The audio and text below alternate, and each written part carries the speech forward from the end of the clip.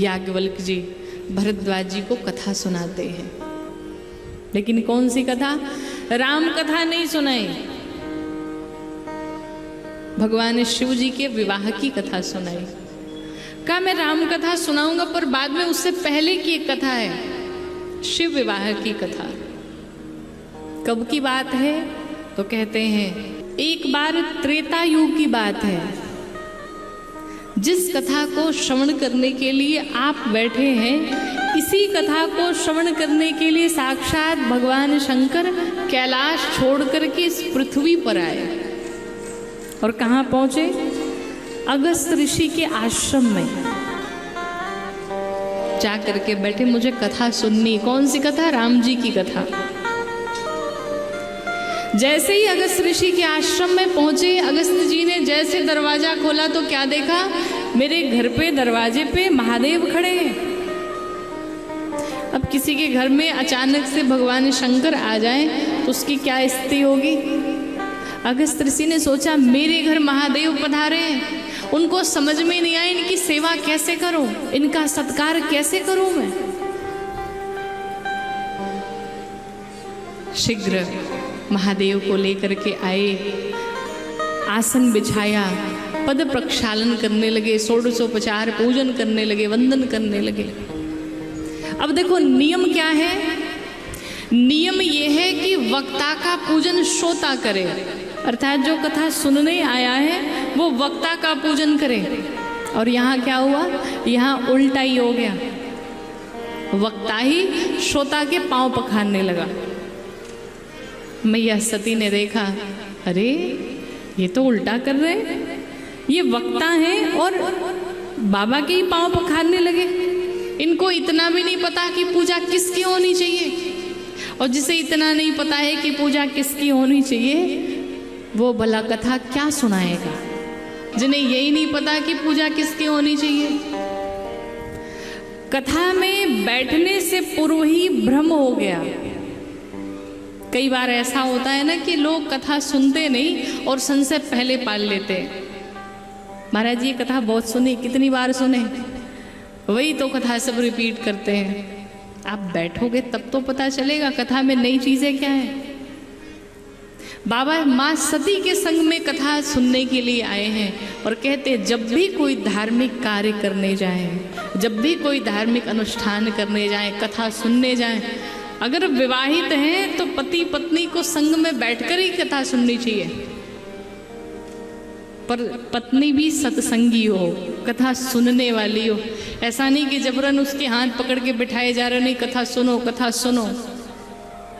हम बार बार कथा में कहते कि जब कभी भी आप यात्रा कर रहे हो, बहुत दूर की यात्रा या जीवन की यात्रा, तो जो आपका साथी है ना, जो आपका मित्र है, जो आपका जीवन साथी है, वो आपके अनुरूप ही होना चाहिए। अगर आप भक्त हैं तो निश्चित रूप से आपका साथी भी भक्त होना चाहिए। अगर आप कथा सुनने के रसिक हैं तो वो भी कथा सुनने वाला होना चाहिए, वरना किसी ऐसे मित्र को पकड़ के लाए जो कथा सुनने में बिल्कुल रुचि नहीं रखता हो, फिर क्या होगा महाराज? आप बैठोगे कथा सुनने के लिए और वो हर 5 मिनट पे कोहनी मारेगा, अरे बहुत हो गया, कितना सुनोगे कथा, चलो भाई टाइम हो गया है, घर पे ये भी तो काम है, वो भी तो, उनसे भी तो मिलना है। आपको हर 5 मिनट पे कौन ही मारेगा, हर 5 मिनट पे, और ना कुछ सुनेगा ना आपको सुनने देगा। तो कथा में भी जब आए, ऐसी यात्रा करें तो ऐसे ही मित्र को लेकर के आए कि वो आपको कथा सुनने दे। ऐसे मित्रों से सावधान रहिए। मित्र ऐसा होना चाहिए, अगर आपके जीवन में कोई विपत्ति आई है, आप बहुत परेशान हैं, तो अगर सच्चा मित्र होगा तो आपसे ये कहेगा एक काम करो, तुम बहुत परेशान हो तो चलो चलते हैं रघुनाथ जी के जाकर के अयोध्या में दर्शन कराते हैं। तुम बहुत परेशान हो तो चलो ना वृंदावन में चल के बिहारी जी के दर्शन कराते हैं। और अगर आपका वो सच्चा मित्र नहीं है तो कहेगा अभी तुम्हारी टेंशन कम कर देते हैं, थोड़ी शराब ला करके पी लो, फिर एकदम मन शांत हो जाएगा तुम्हारा।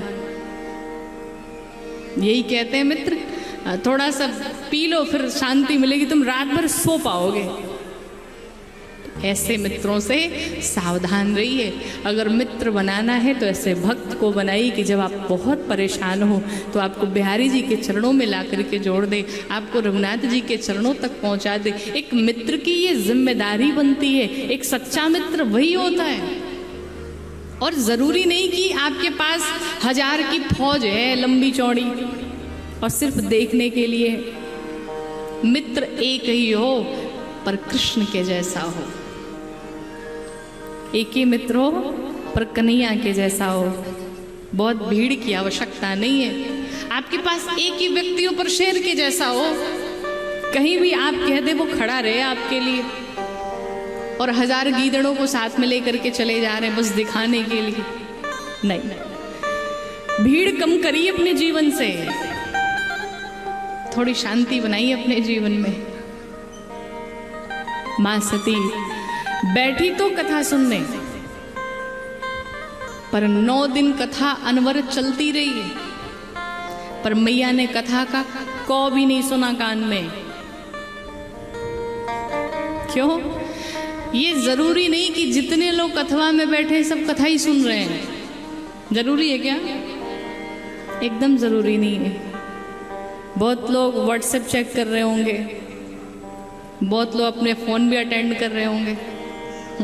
क्यों कर रहे हैं ना? बहुत बिजी पर्सन है आप लोग भाई, टाइम ही नहीं है। और एक दिन आपको ऐसा टाइम मिलेगा कि फिर भगवान ने मालिक है। मिला था ना कोरोना में सबको टाइम, जो कहते थे एकदम एक मरने की फुर्सत नहीं। अरे तुम्हें मरने की फुर्सत लेने की जरूरत नहीं पड़ेगी, जब मरना होगा तो मर ही जाओगे। मरने की फुर्सत नहीं है। ऐसे ऐसे लोग बातें करते। कथा में जाए कोई आयोजक, भाई कथा चल रही आप चलो ना, पधारो, तो लोग क्या कहते, महाराज संडे के दिन आएंगे, संडे के दिन। अच्छा, भगवान के लिए संडे का दिन है। और जीवन में अगर आपके विपत्ति आ गई, आप परेशान हो गए और भगवान के चरणों में गए, प्रभु हमारी रक्षा करो, प्रभु हमें बचा लो, भगवान भी कहे आज मत आओ, संडे के दिन आना। आज टाइम नहीं हमारे पास। तब कैसा लगेगा? फीलिंग कैसी आएगी? फिर तो बैड फील करोगे। तो ये विडंबना है। आप नहीं समझ पा रहे, आप अपने आप को समय नहीं दे पा रहे। पूरे दिन दुनियादारी में फंसे पड़े हैं, पूरे दिन। कभी आप अपने आप से पूछिए, आपने अपने आप को 5 मिनट का टाइम दिया? कभी 5 मिनट 10 मिनट बैठ करके मेडिटेशन किया आपने?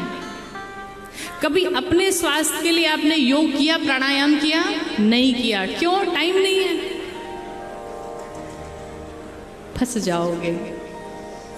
घर की जिम्मेदारी निभाते निभाते जो वाकई में हम इस धरा पर करने के लिए आए हैं, जो वाकई इस शरीर का, इस मनुष्य जीवन का उद्देश्य है, उस उद्देश्य को सफल किया जाए महाराज। और वही जीव नहीं कर पा रहा है, परेशान है। मां सती बैठी रही कथा में, पर कथा का कभी नहीं सुन पाई। बहुत सारे लोग यहाँ ऐसे बैठे हैं जो कथा में तो शरीर से हैं, पर मन कहीं और ही चल रहा है, मन कहीं और चल रहा है। और बहुत सारे लोग ऐसे हैं जो कथा में तो नहीं आए, पर जो घर बैठे ही यूट्यूब पे बैठ के, टीवी पे बैठ करके ऑनलाइन ही सुन रहे हैं। वो शरीर से यहाँ उपस्थित नहीं है, पर मन से उपस्थित है। तो शरीर का रहना उतना आवश्यक नहीं है जितना मन का रहना आवश्यक है। मां सती 9 दिनों तक कथा में बैठी रही, पर नहीं सुन पाई कथा। और इसीलिए जब मैया सती आई तो बाबा ने क्या लिखा था, आज भगवान शंकर के संग में जगत की जगदम्बा आई है, संग सती जग जननी भवानी। और जब मैया ने कथा का अपमान कर दिया तो बाबा ने क्या लिख दिया, कहा मैया क्षमा करो, पर हम आपका नाम काट के बाहर करते हैं। सुनी महेश परम सुख मानी। ये नहीं लिखा कि सती मैया भी सुन रही है, सिर्फ लिखा कि मेरे बाबा सुन रहे हैं। 9 दिन बीता। अब व्यास जी को दक्षिणा क्या दी जाए? अगस्त ऋषि से पूछा, ऋषिवर आपको दक्षिणा में क्या चाहिए? अगस्त ऋषि ने सोचा कि जो भगवान राम की भक्ति देने का टेंडर है वो बाबा भोलेनाथ को मिला है। क्यों न इनसे भगवान की भक्ति मांग ली जाए। अगस्त ऋषि ने बाबा से कहा, प्रभु अगर देना है तो मुझे राम जी की विमल भक्ति प्रदान करिए।